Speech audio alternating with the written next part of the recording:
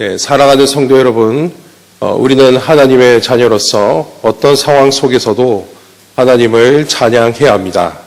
여기 계신 우리 성도님들 가운데 절망 가운데 있는 분이 있으십니까?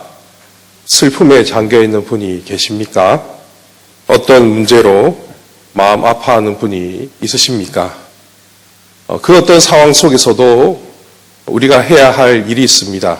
그것은 바로 오늘 본문이 증거하는 대로 하나님을 찬송하는 일입니다. 3절, 4절 말씀을 다 같이 보았으면 좋겠습니다. 방송실 띄워주십시오. 자, 이 3절, 4절 말씀을 한 목소리로 다시 읽겠습니다. 시작. 찬송하리로다. 그는 우리 주 예수 그리스도의 하나님이시요 자비의 아버지시요 모든 위로의 하나님이시며 우리의 모든 환난 중에서 우리를 위로하사 우리로 하여금 하나님께 받는 위로로서 모든 환난 중에 있는 자들을 능히 위로하게 하시는 이시로다. 아멘. 네, 바울은 우리에게 단순히 하나님에 대해서 신학적인 지식과 교리를 알려주려고 이렇게 말하고 있는 것이 아닙니다. 오늘 우리가 읽었던 이 말씀은 바울이 직접적으로 체험한 하나님을 고백하고 있는 겁니다. 이것은 바울의 체험이 담긴 신앙 고백입니다. 어려운 상황에 있었던 바울이 정말 힘들고 어려운 순간 하나님의 위로를 경험하고 큰 기쁨과 벅찬 가슴을 주체하지 못한 채 하나님을 부르고 있는 찬양입니다. 우리는 그냥 이렇게 쭉 읽었지만 실제적으로 바울이 고백했을 때는 정말 흥분을 감추지 못한 채 정말 기쁨 속에서, 감격 속에서 지금 이 노래를 부르고 있는 겁니다. 이 고린도 교회는 바울이 2차 전도 여행 때 아가야 지방에서 세웠던 교회입니다. 바울은 이 아가야에서 고린도 교회를 세우고 1년 6개월 동안 열심히 사역하면서 많은 영혼의 열매를 맺었습니다. 그리고 바울은 소아시아의 수도였던 에베소에서 복음을 전하기 위해서 이 고린도 교회를 떠났습니다. 바울이 3차 전도 여행 때 이 에베소에서 사역하는 가운데 이 고린도 교회로부터 좋지 못한 소식을 듣게 되었습니다. 이 고린도 교회 안에 거짓 교사들이 들어와서 바울이 전했던 복음과 이 바울의 사도직을 부정하는 일이 생기고 말았습니다. 많은 이들이 미혹되었습니다. 이에 바울은 위기감을 느끼고 이 고린도 교회를 찾아가기도 하고 또 고린도 교회에 서신을 보내었으나 문제가 해결되지 않았습니다. 더욱 악화되기만 했습니다. 이 바울은 정말 참담한 심경으로 자신의 진심이 담긴 눈물의 편지를 쓰게 되었고 이 편지를 사랑하는 제자 디도를 통해서 고린도 교회에 보내었습니다. 눈물의 편지를 보낸 순간 바울은 극도로 초조하고 불안했습니다. 이 문제가 잘 해결될 것인가? 안 될 것인가? 그냥 우리가 단순히 이 내용을 들었을 때에는 바울과 고린도 교회 안에 있었던 문제, 이 갈등 이렇게 생각할 수 있지만 이것은 단순히 개인적인 문제가 아니었습니다. 이 고린도 교회 안에 있었던 이 문제가 해결되지 않으면 바울은 그동안 수고했던 선교 사역이 물거품이 될 수 있었기 때문입니다. 이 고린도 교회가 바울의 복음이 가짜 복음이고 바울을 가짜 사도라고 인정하는 순간 어떤 일이 일어나겠습니까? 아가야 지방에 있는 모든 교회가 바울을 부정하게 될 것이고 더 나아가 마게도냐, 더 크게 나아가서는 소아시아에 있는 교회까지 바울이 세웠던 그 모든 성도들이 등을 돌리게 될 것입니다. 그런데 이때 디도로부터 기쁜 소식이 들려왔습니다.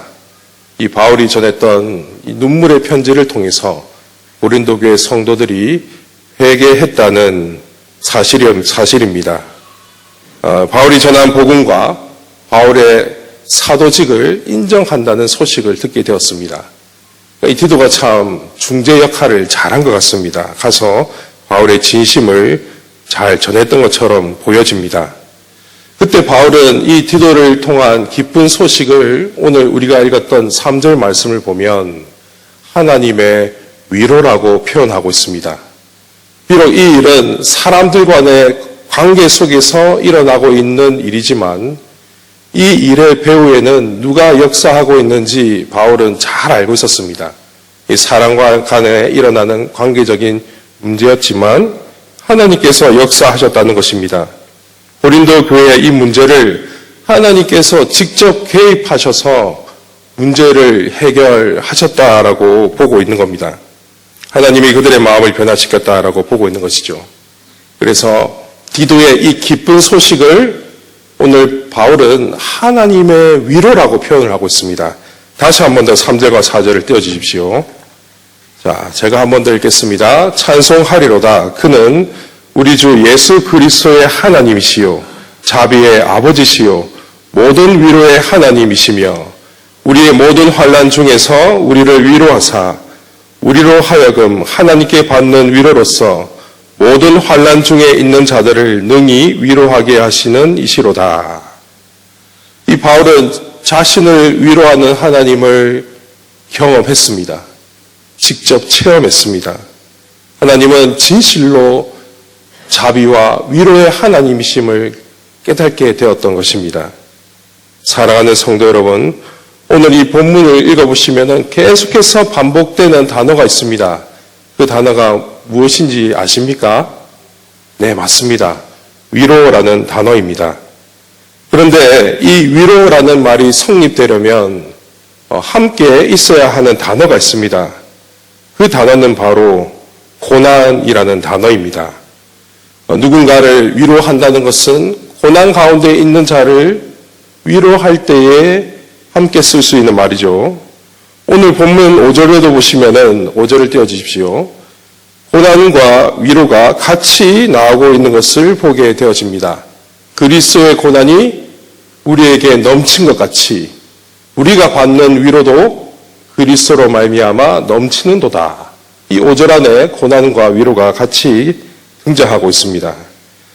이 5절에 있는 이 그리스도의 고난은 보통 우리가 예수님의 십자가 고난 이렇게 생각하는데 서신서에 나오는 대부분의 그리스도의 고난이라는 표현은 예수님의 십자가 고난이 아닙니다. 이 고난은 결론적으로 말씀을 드리면 성도의 고난을 이렇게 표현을 하는 것이죠. 교회가 겪는 고난, 성도가 겪는 그 고난을 바울은 그리스도의 고난이라고 대부분 표현하고 있습니다.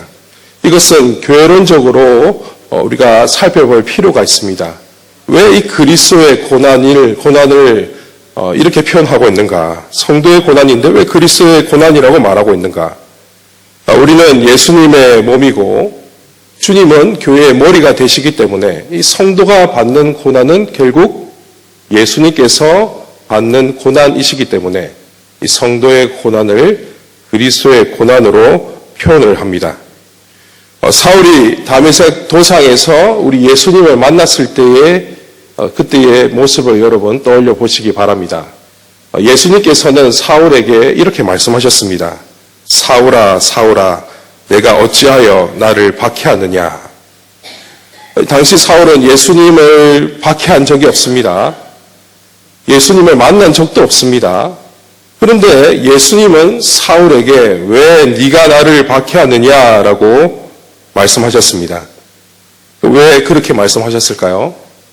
사울은 예수님을 믿는 성도들을 박해해 왔습니다. 그러니까 성도의 고난, 교회의 고난은 우리 예수님께서 직접 고통을 당하시는 고난이기 때문에 왜 네가 나를 박해하느냐라고 말씀하신 겁니다. 사랑하는 성도 여러분, 이 사람이라면 고난을 유쾌히 여기지 않습니다. 고난을 좋아하는 사람이 어디 있겠습니까?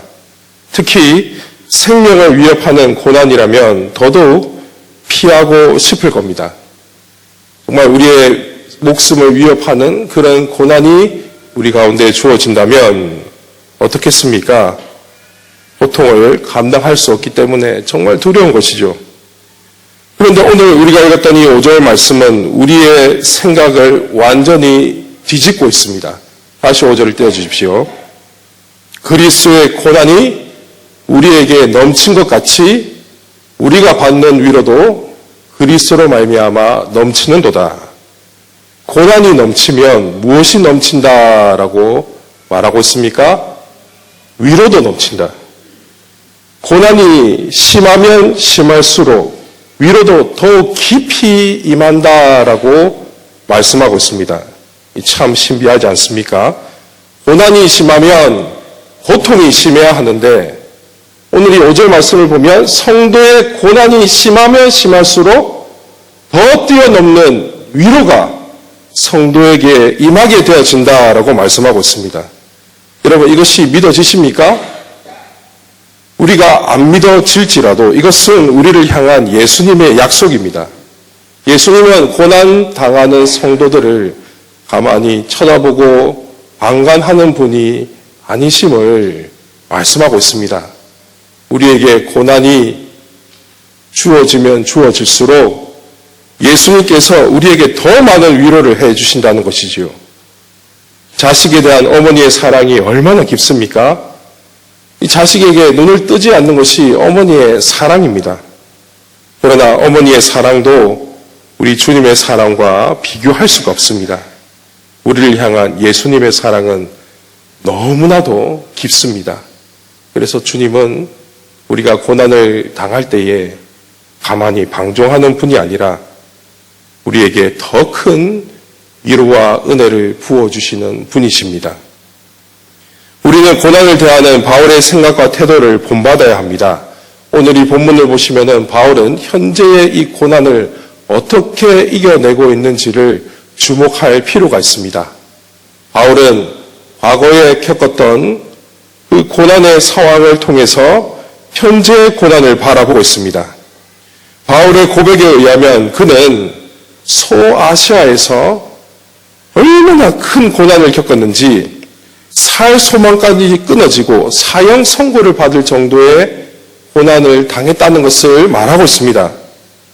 구체적으로 그가 어떤 고난을 겪었는지에 대해서는 성경이 자세히 말하고 있지는 않지만 아마도 소아시아에서 전도 여행 중에 겪은 고난이 아닐까라고 학자들은 추측하고 있습니다. 그런데 여러분, 이 바울이 얼마나 큰 고난을 겪었는지 그가 이런 고백을 하고 있습니다. 목숨을 위협하는 살 소망까지 끊어지는 고난을 겪었다. 사랑하는 성도 여러분, 만약 여기 있는 우리 성도님들이 살 소망까지 끊어지는 고난을 겪게 되면 어떻게 하시겠습니까? 하나님 왜 나에게 이런 고통을 주십니까? 라고 하나님을 향해 원망하시겠습니까? 아니면 자신의 처지를 비관하면서 자포자기 하시겠습니까? 바울은 우리와 완전히 다른 관점에서 자신의 고난의 상황을 바라보고 있습니다. 고난을 대하는 바울의 생각과 태도는 8절과 9절에 잘 나타나 있습니다. 네, 띄워주십시오. 형제들아, 우리가 아시아에서 당한 환난을 너희가 모르기를 원하지 아니하노니 힘에 겹도록 심한 고난을 당하여 살 소망까지 끊어지고 우리는 우리 자신이 사형 선고를 받은 줄 알았으니 이는 우리로 자기를 의지하지 말고 오직 죽은 자를 다시 살리시는 하나님만 의지하게 하심이라. 이 바울은 자신이 당하는 고난을 우리의 생각과는 완전히 다른 관점으로 바라보고 있습니다. 하나님이 자신에게 고난을 허락하신 것은 무엇이라고 고백하고 있습니까? 하나님만을 의지하는 법을 배우게 하기 위해서 고난을 주셨다라고 고백을 합니다. 하나님이 바울에게 자기 힘으로 이겨낼 수 없는 극한 고난을 허락하셔서 자기를 의지하는 마음을 버리게 하시고 오직 하나님만 의지하는 법을 배우게 하셨다라고 고백합니다. 사랑하는 성도 여러분, 하나님은 때론 우리에게 우리 힘으로 이겨낼 수 없는 고난을 허락하십니다. 왜 나에게 이런 고난을 주시는가 원망과 불평하기 전에 정말 우리는 하나님의 그 일하심과 섭리를 바라볼 수 있어야 합니다. 오직 주님만을 의지하는 법을 배우게 하기 위해서 극한 고난의 상황을 허락하실 때가 있다는 것입니다. 40년 광야로 이끌린 이스라엘을 생각해 보시기 바랍니다. 여러분, 이스라엘은 광야에서 정말 극한 고난의 상황에 있었습니다. 이 광야는 먹을 것과 마실 물이 없습니다. 생존이 불가능한 곳이죠. 얼마나 많은 위협하는 요소들이 있습니까? 독사와 정갈, 한낮의 뜨거운 태양과 밤의 추위 등 그들의 생명을 위협하는 요소들이 너무나도 많이 있습니다. 그런데도 하나님께서 이스라엘을 광야로 인도하신 이유가 무엇입니까? 이러한 극심한 고난을 통해서 오직 하나님만 의지하는 법을 배우게 하시기 위해서 고난의 상황을 허락하신 겁니다. 방송실 떼어주십시오. 신명기 8장 2절과 3절 말씀을 보면 그들이 왜 광야의 길을 걷게 되었는지 기록이 되었습니다. 내 하나님 여호와께서 이 40년 동안에 내게 광야의 길을 걷게 하신 것을 기억하라. 3절 하반절에 여호와의 입에서 나오는 모든 말씀으로 사는 줄을 내가 알게 하려 하심이니라. 오직 하나님만을 의지하는 법을 배우게 하기 위해서 광야의 길을 허락하신 겁니다. 사랑하는 성도 여러분, 우리가 겪는 고난의 상황은 절망의 순간도 원망의 이유도 아닙니다. 우리는 극한 고난의 상황에서 우리의 한계를 인정하고 자신을 의지하려고 했던 마음을 버려야 합니다. 그리고 주님께 무릎을 꿇고 오직 주님만을 의지하겠습니다 라고 고백해야 합니다. 성도 여러분, 여기 계신 우리 성도님들 중에 현재 고통의 시간 속에서 눈물로 밤을 보내는 분들이 있는 줄 압니다. 얼굴에는 아무런 일도 없는 것처럼 이렇게 기도에 나와 계시지만 마음속에는 그 누구도 알 수 없는 어려움으로 고통을 받고 있는 분이 계신 줄 압니다. 그러나 성도 여러분, 우리는 바울처럼 이 고통의 시간과 상황을 주님을 철저히 의지하는 법을 배우는 기회로 삼아야 합니다. 이런 신앙 태도가 정말 힘들고 어렵다는 것을 저도 잘 알고 있습니다. 그럼에도 불구하고 우리가 그렇게 살아야 하는 것은 우리 주님께서 우리를 위로하셔서 끝내 고난을 이기게 하시기 때문입니다. 다시 5절을 띄워주십시오. 5절에 기록된 대로 우리에게 고난이 넘치면 넘칠수록 우리가 받는 위로는 더 큰 위로가 임하게 되어서 고난을 이기게 된다는 것을 명심하고 기억하시기 바랍니다. 이것은 우리 주님의 약속입니다. 여러분, 이 말씀을 굳게 붙드시기를 바랍니다. 우리 주님은 여기 계신 우리 성도님들과 늘 항상 함께하고 계시고 고난을 겪으면 겪을수록 더 많은 위로와 은혜를 부어주시는 주님이신 줄을 믿으시기를 바랍니다. 우리에게는 그 누구도 위로할 수 없는 참된 위로자가 있음을 기억하십시오. 고난을 이기게 하시는 위로자가 계십니다. 주님은 고난의 시간을 통해서 하늘에 넘치는 위로를 경험하게 하시고 또 주님을 철저히 의지하는 법을 배우게 하십니다. 성도 여러분, 우리가 정말 하나님 아버지가 아니고서는 누구에게 위로를 받을 수 있겠습니까? 정말 참된 위로를 줄 수 있는 이가 이 땅에 어디 있겠습니까? 우리에게 진정한 위로를 줄 수 있는 분은 오직 하나님 한 분입니다. 이 세상을 살면서 여러분 그동안 겪어왔던 그 고난의 상황들을 떠올려 보시기 바랍니다.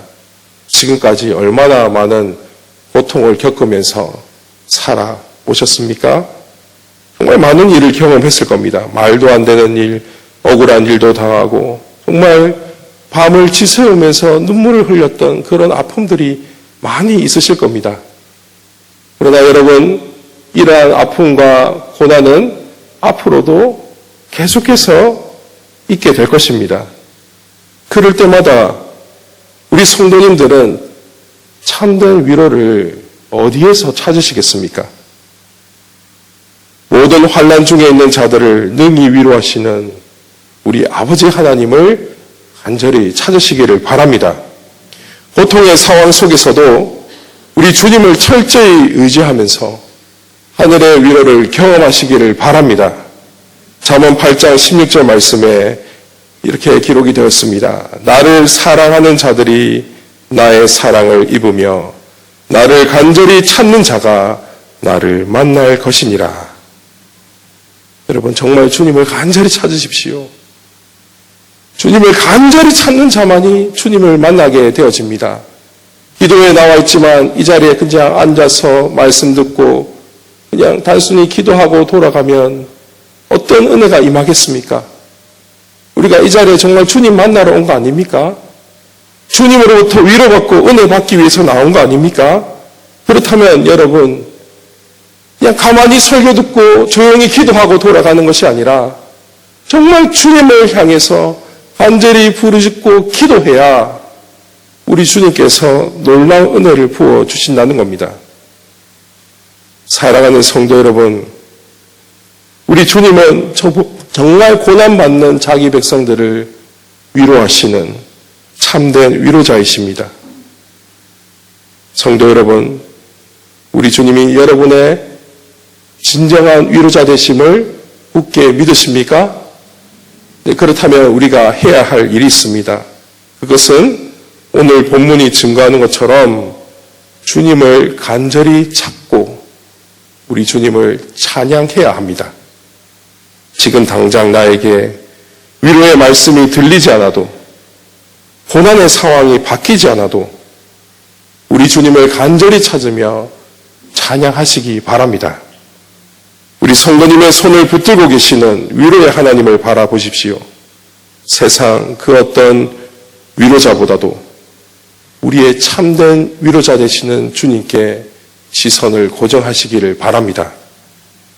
고난 가운데 우리 주님을 철저히 의지함으로 하나님의 참된 위로와 평안을 누리시는 모든 성도님들이 되시기를 주님의 이름으로 축원합니다.